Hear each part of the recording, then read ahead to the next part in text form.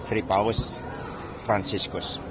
Dan selanjutnya berkaitan dengan persidangan ini, nampak bagaimana ini betul-betul suatu daur ulang terhadap suatu proses pengadilan yang telah memiliki kekuatan hukum tetap dan kemudian diproses kembali segala sesuatunya dari awal. Padahal di dalam putusan pengadilan tersebut terhadap terdakwa Wahyu Setiawan, Saiful Bakri dan juga Agustian Tio, itu semua sudah jelas fakta-fakta hukumnya. Dan tapi demi menghormati seluruh proses, kita melihat bahwa banyak hal yang kemudian harus diputar kembali. Dan apa yang dijanjikan oleh KPK adanya fakta-fakta baru sampai hari ini tidak pernah terungkap, yang membuat proses ini harus diulangi kembali. Nah, untuk itu selanjutnya kepada penasihat hukum kami persilahkan. Ya, teman-teman, setelah saya pelajari BAP dari tahun 2020, tanggal 6 Februari 2020, tanggal 7 Februari 2020, saya sandingkan dengan BAP di mana Saudara Tio diperiksa 2025, itu sama persis. Titik, koma, pertanyaan sama. Nanti kita akan tunjukkan kepada teman-teman selesai persidangan.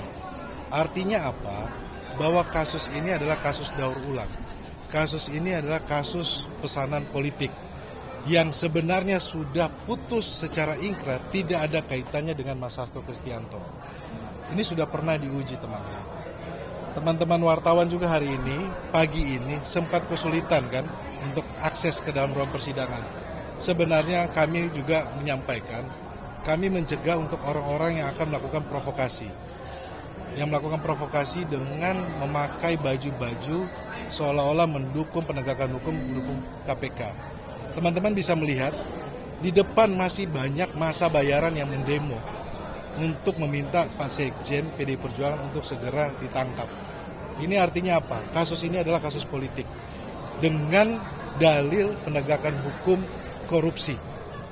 Jadi ini adalah kasus politik yang dipaksakan, yang terbukti bahwa banyak yang punya kepentingan sehingga harus membayar pendemo, harus membayar massa atau orang-orang yang mohon maaf tidak mengerti apa persidangan ini, juga pun tidak mengerti.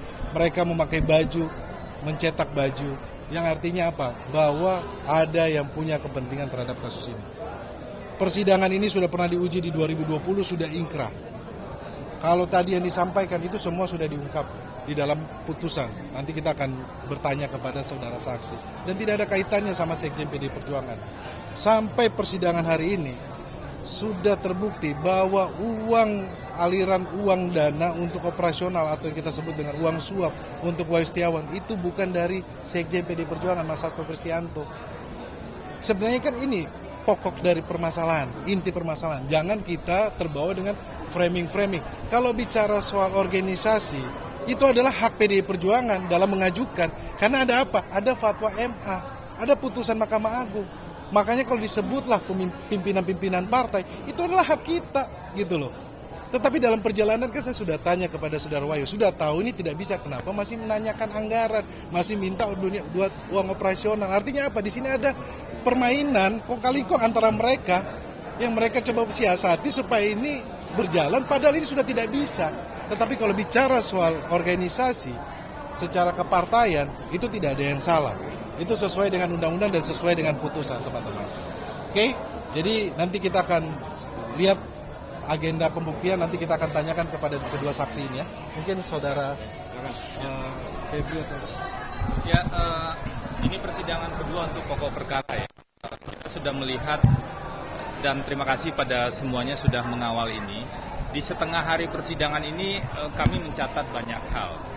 Pertama, tadi saksi Agustiani Tio itu secara jelas mengatakan ia tidak tahu tentang sumber dana yang tuduhannya adalah dari Pak Hasto. Tuduhannya kan sumber dana sebagian dari Pak Hasto, tapi Agustiani Tio tadi mengatakan dia tidak tahu soal sumber dana tersebut. Apakah yang pertama ataupun yang kedua dia tidak tahu terkait dengan hal itu. Tapi apa yang terjadi? Terlihat ada upaya-upaya menggiring seolah-olah tuduhan itu benar dengan rentetan asumsi. Nah, kalau kita simak tadi bersama-sama, saksi Tio sering bilang, itu asumsi saya saja, bukan fakta.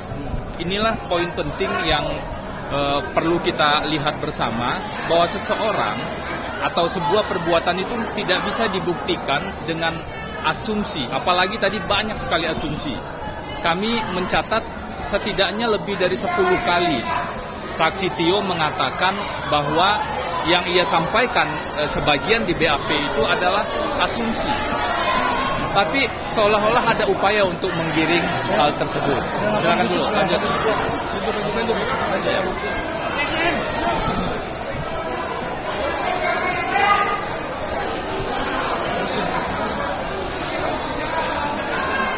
Kita lanjut ya. Jadi tadi kami mencatat banyak sekali saksi Tio mengatakan ini adalah asumsi, ini adalah asumsi, ini adalah asumsi. Hal itu berarti bahwa ada upaya-upaya untuk mengkonstruksikan atau membangun sedemikian rupa seolah-olah rentetan asumsi tersebut kemudian digiring menjadi fakta, dan itu tidak boleh. Makanya kami akan terus memperdalam. Kalau di keterangan saksi Wahyu kemarin kan kelihatan mana fakta, mana asumsi.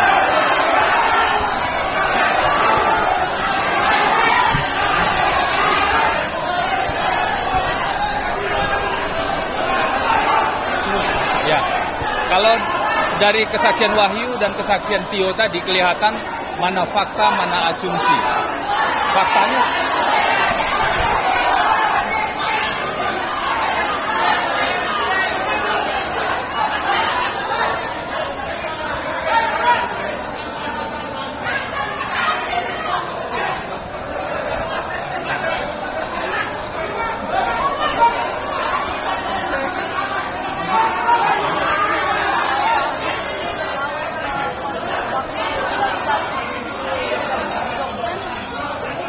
mestinya boleh.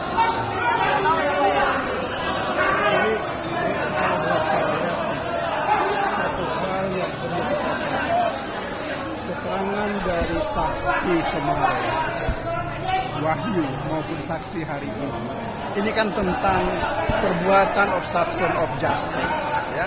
Tidak pernah ada buktinya apapun. Itu satu, ya. Saya kira kemarin 2 orang saksi itu, ketika kami tanya apa pengetahuan mereka, meskipun mereka diperiksa terkait dengan obstruction of justice, mereka nggak tahu apa-apa. Ini hari ini saya kira Ibu Tio juga sudah ditanya mengenai obstruction of justice, juga dia nggak tahu. Artinya apa? Paling tidak sekarang ini pihak KPK tidak bisa membuktikan dari 3 orang saksi mengenai dakwaan pertama. Kemudian yang kedua, saya lanjutkan apa yang diterangkan oleh Febri tadi. Ini mengenai urusan surat dakwaan kedua dan juga alternatif dari dakwaan ke-1, yaitu terkait dengan suap. Suap itu intinya adalah memberi hadiah atau janji. Dari ketiga saksi yang sudah diperiksa, tidak pernah ada satupun saksi ini yang mengatakan bahwa hadiah atau janji itu dari Pak Hasto. Ya. Nah, makanya seperti dikatakan oleh teman-teman tadi, semuanya ini adalah untuk kepentingan yang lain. Ya. Didaur ulang perkara ini bukan untuk kepentingan penegakan hukum, tetapi kami lebih menduga ini adalah sebagai tindakan mencoba melemahkan partai, terutama dengan menyingkirkan Mas Hasto. Karena dianggap Mas Hasto ini kan adalah motor dari partai. Jadi sekali lagi, nanti kita bisa dengar keterangan dari Doni.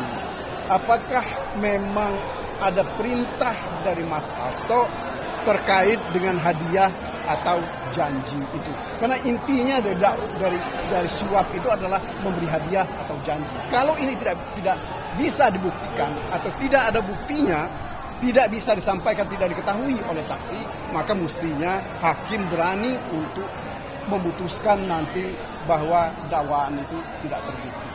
Begitu juga dengan dakwaan obstruction of justice. Tentu nanti kita akan tanya kepada Doni. Saya kira itu yang sekedar tambahan dari saya. Jadi ini perlu dipisahkan ya teman-teman. Kalau terkait dengan dakwaan suap, itu perlu dipisahkan. Satu, tentang surat dari pengajuan judicial review, kemudian fatwa Mahkamah Agung, dengan surat DPP PDIP ke KPU, itu satu hal. Itu hak konstitusional partai, dan siapapun sebenarnya bisa mengajukan judicial review. Dan sekaligus ini penegasan, karena tadi JPU sempat bertanya, bukankah seharusnya pengajuan ke MK? Itu keliru. Kenapa keliru? Karena yang di judicial review, yang diuji adalah peraturan KPU, peraturan di bawah undang-undang. Itu memang tempat pengujiannya adalah di Mahkamah Agung. Sehingga kalau Mahkamah Agung sudah memutuskan, ada putusan nomor 57, putusan judicial review, harusnya KPU patuh dengan hal tersebut dan melaksanakannya. Kalau KPU patuh melaksanakan putusan MA, nggak ada kejadian seperti ini. Itu peristiwa pertama yang harus dipisahkan dengan peristiwa kedua. Ada gerakan lain yang terlihat, yang kemudian ada transaksi biaya operasional. Kenapa ini harus dipisahkan? Karena kita lihat betul Wahyu kemarin mengatakan di kesaksiannya, sebenarnya menurut dia sejak awal itu tidak mungkin dilakukan, menurut Wahyu. Tapi dari fakta tadi, dari komunikasi dengan Tio, dari WhatsApp dan lain-lain, sebenarnya Wahyu masih mencoba untuk tawar-menawar tentang biaya operasional dan seolah-olah masih memberi celah bahwa ini masih mungkin diurus. Artinya, kami menduga Wahyu menyalahgunakan situasi ini untuk kepentingan pribadinya. Padahal situasinya seharusnya sederhana saja. Kalau KPU patuh dengan putusan Mahkamah Agung dan patuh dengan fatwa Mahkamah Agung, tidak akan ada tindak pidana ini. Jadi perlu kita lihat kembali ke sana. Mungkin itu dulu ya. Nanti kita harus lanjut sidang siang lagi. Terima kasih.